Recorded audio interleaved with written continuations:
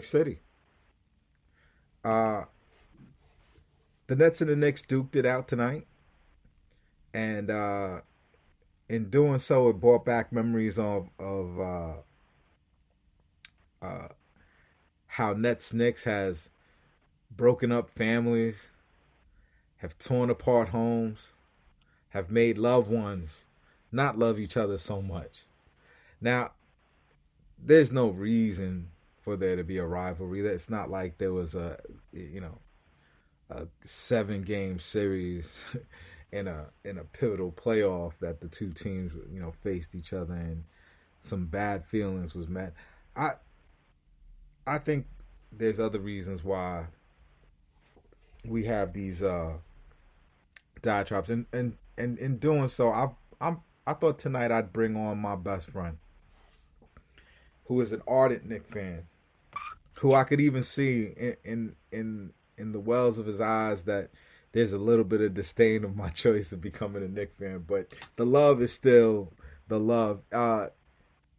Drew Preem, introduce yourself. Peace, God. Peace. What's going on, Lord? How's everything? Peace, God. You know I gotta give the salutations. I'm just trying to walk a righteous path. You know what I'm saying? That's all. Yo, welcome to the Front Office Podcast. We are a New York City basketball centric podcast. I'm very pleased to have had you on the seminal show where I talk Nets Knicks, who going tete a tete at the Barclays Center tonight. Welcome on the show. We've been, I appreciate that. We've been doing this a long time, man. And being a Nets fan makes people spicy. You know what I'm saying? And listen, no. Wait. First, just so that people understand, how long have we been friends? You and I go back. We'll be going on our 4th decade of friendship next year. God damn. So that sounds really old, but what do we go back to? 89? Yeah. 89, 90? Yeah. So 90s to the 80s. We'll say the late 80s. The 90s. 89. I moved. 10. I moved to Long Island from Brooklyn in 89. Yeah, we 89. We were the new Haitians on the block, moving into lovely manicured lawn suburbs of Westbury. But you didn't wear dress socks and patent leather shoes. So, no, seriously, love to my Asian cats. You know what I'm saying? It's my brother. Hey, the struggle was real. Unbuttoned Tommy Bahama shirt. Yeah. Patent leather shoes, hard bottoms, sliding down the hallway. Yeah, you're not going to make money in gym shoes, but you can get a job interview in these hard bottoms. I got it. It's cool. You know what I'm saying? It was forward thinking. You know what I'm saying? Word. We just weren't up on that. But thank you for having me on for this, man. I appreciate it. So now that I've gotten it out there that you're someone who actually knows me in real. You're my goddaughter's. Well, there you go. You're the godfather of my daughter. Yes. I'm your second daughter's godfather. The amazingly talented, sophisticated Miss Unye Darbuz. I like to call her Uni, and she's one of my hearts in this world. And I thank you for that honor and privilege. So, again, to wherever this podcast goes, understand that me and this man right here have genuine love, and we're just arguing about laundry right now.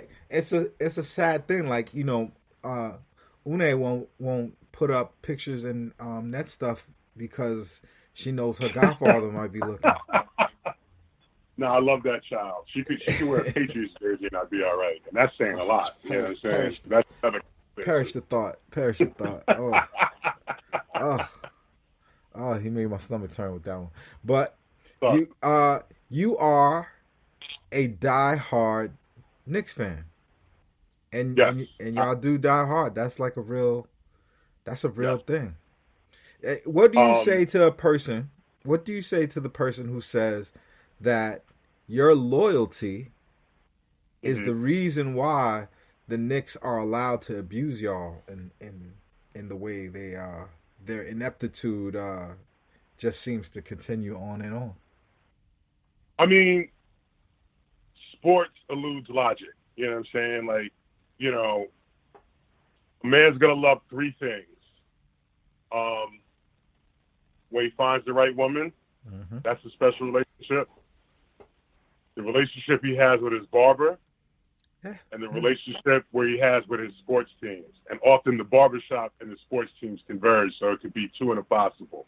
Yeah. And love is not necessarily based in logic. You know what I'm saying?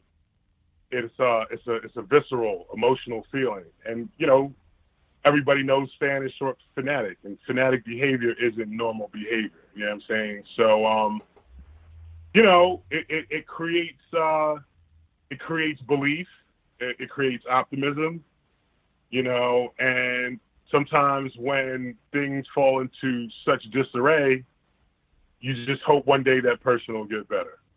Hope Um, springs eternal. is that a healthy relationship? If you saw two humans like that, you'd intervene.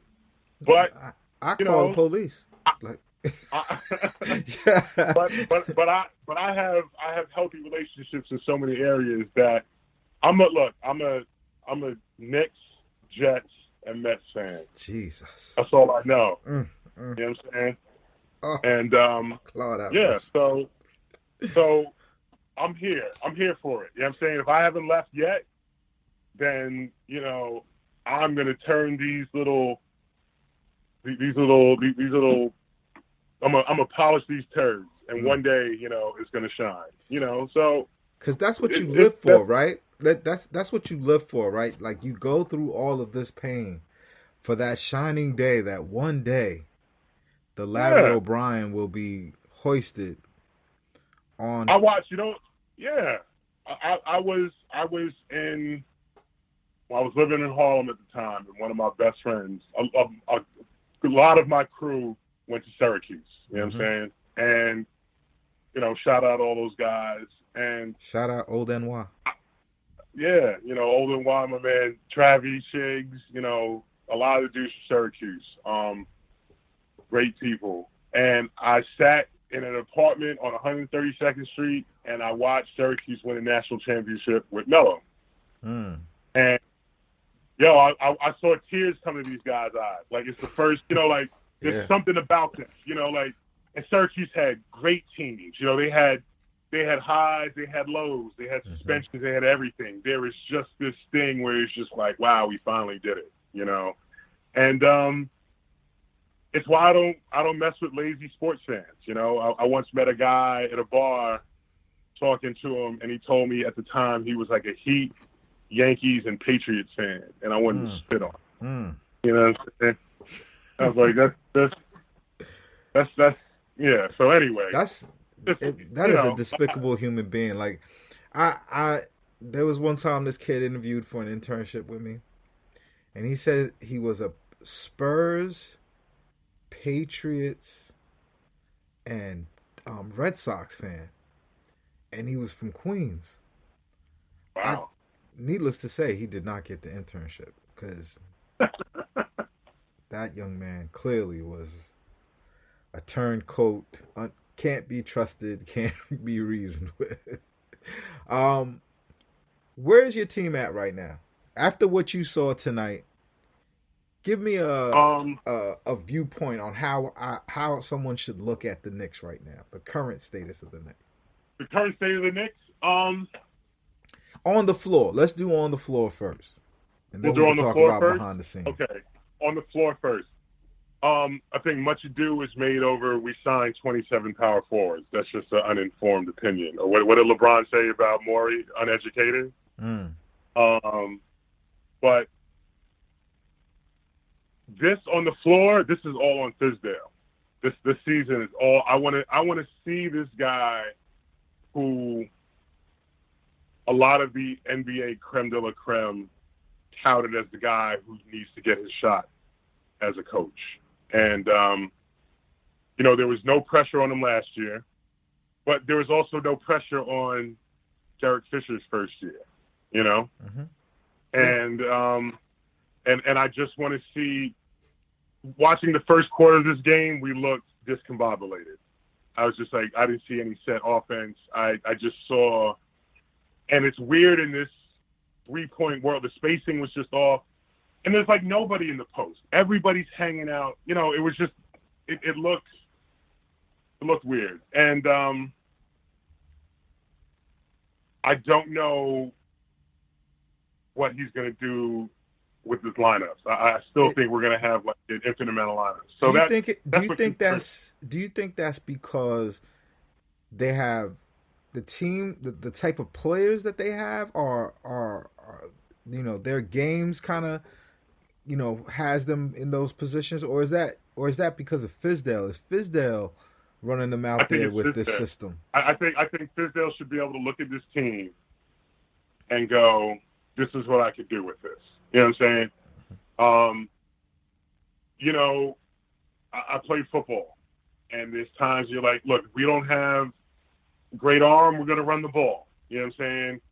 If we've got a more athletic O-line, we'll pass more. Like, you take stock of who you put together on your team, and if you're a coach worth your salt, you determine what you're going to do with that. Now, granted, it's only 2 games into the season, but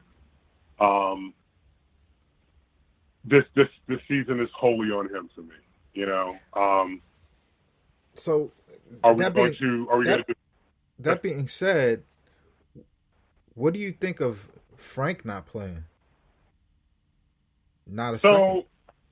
I think I don't understand this, and I'm a huge Francophile. I love that kid. He's probably, him and Mitchell Robinson are my 2 favorite Knicks right now. You know what I'm saying? And I thought Frank got busy in FIBA and kind of put the clamps on Kemba, and won a bronze, knocked the U.S. out of consideration. Solid preseason, but he's also 20. You know what I'm saying? Like, I think that's the thing that I think most people forget about this kid when they criticize him. He's 20. He's still growing into it. He's and I don't think he's a point though. Like, actually, but what I think I would like to see, if we're going to actually develop this team, I would like to see Frank and RJ get a lot of time together, because Frank contributes without needing the ball. You know what I'm saying? So I think Frank would be great alongside RJ, who's going to score, who's going to create, who's going to do his alpha dog thing. And I think Frank could be the perfect Robin to his Batman, because I like JR. There's RJ, sorry. I mean, young Rowan has a lot going for him, and he showed me some things in these early 2 games. But Frank, I think his head is. I think the circumference of his head is too small for the size of his face. Like, he needs an afro really, really bad. Like, he looks like a Simpson character. But he's Did you see The Simpsons when Darryl Strawberry was on it? That's what he looks like. He's a good West Indian youth. You know what I'm saying? Like, the proud son of Jamaican parents. Yeah, like, he has a relative named Winston. And Denzel. At the draft, he showed up in a banker's suit. Like, he was strictly business. You know what I'm saying? Yeah. Like, he's just, he's a true... chain. I'm not, me, I'm anti-choke a chain. Yeah, no, he's a good youth them though. You know what I'm saying? And I think his future is bright. But I think, is he an all NBA caliber type? Does he have like all NBA in his future? That level of player? I think so. I think there's room for growth in his game, but he has an amazing foundation.